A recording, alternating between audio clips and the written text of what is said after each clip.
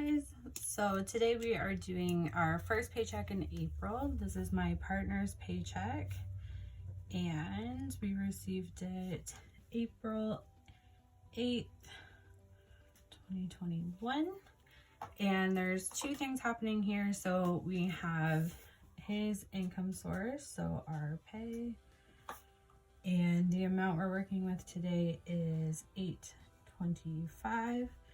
And we have rollover from the house funds, that was $150. So with our utilities and taxes in our expenses, we put a set amount aside each paycheck, and that amount goes into our joint account. And then at the end of the month, so because this is the first that we're doing in April with our budgeting, so the rollover was $150, and that's going to go into our house fund sinking fund because we have a lot of work that we want to get done on our house and a lot of projects that we want to do over spring and summer. So let's add this up and see what we're working with. 825 plus 150, 975. So like all of our paychecks, essentially we get paid and then we figure out what is going into the budget and what we're withholding. So this is how much my partner is putting towards the budget this month. And our expenses, we have utilities and taxes, and that's $375 every paycheck. This comes out of his paycheck because he gets paid by monthly. So every other week. I only get paid once a month, so I cover most of the sinking funds and he covers most of the expensive and envelopes, and any additional income covers all of the above. And I'm sorry if you can hear my kids. My 1-year-old just woke up from a nap, so she's ready to party. Phone is $40. So this is split. This is specifically for my partner's phone. He pays $80 a month. And C and H insurance, this is for his car and the house insurance, and that also gets split, so that's $118. And that's all for the expenses. $375 plus 40 plus 118, and that is $533. So 975 minus 533 is 442. And I find the first one is always a little lower than the second one just because of the hours that he works. But we have a few extra surprise incomes coming in April. It's going to be a pretty busy month, which is, I'm not used to that. It's pretty crazy. So groceries, we're gonna do this usual 200. Gas, this is just for his car. Yeah, it's 40 for the month. And I know a lot of people, especially right now with gas prices going up, a lot of people have to put in a lot more. We're in such a small town, small city. I'm not really sure what it's classified as, but he's only about 10 minutes away from work.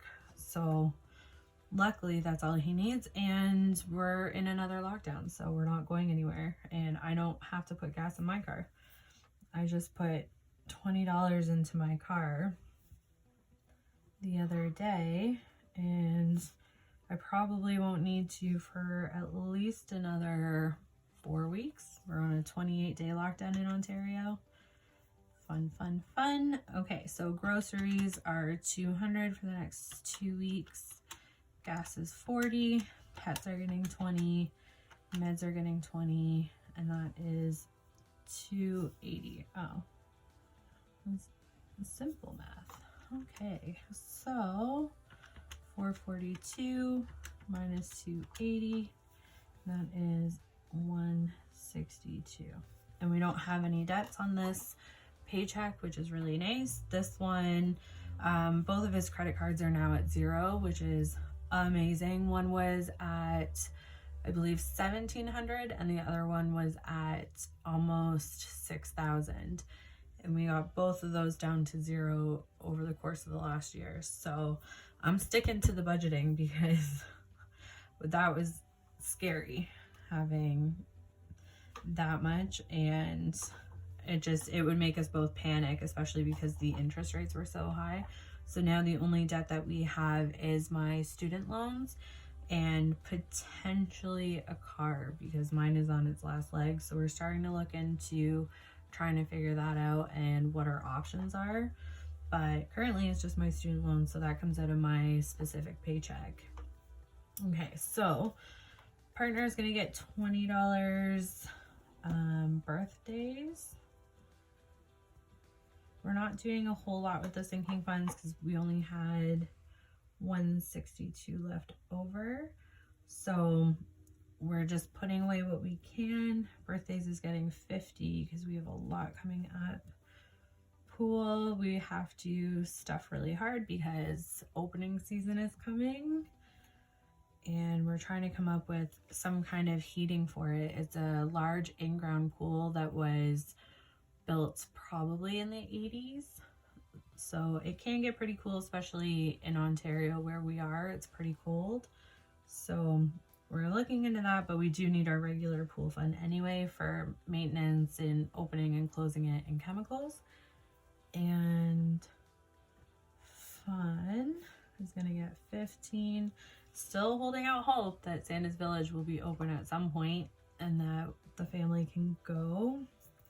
Not sure, it didn't happen last year, probably won't this year, but if we don't, then fun will probably roll over into savings, or we'll come up with something else to do, like, I don't know, camping or something that we can do this summer. I'm really hoping that we can get out and do some stuff. We managed pretty well last year, so we're just gonna add all this up. 20 plus 50 plus 60 plus 15 plus 15 is 160. So we have $2 left over, and that $2 will just go into our joint account and will become part of next month's rollover. So that is everything for this paycheck. I hope you liked the video, and subscribe if you want to stick around and see the cash stuffing, and turn on the notification bell if you want to know when I upload.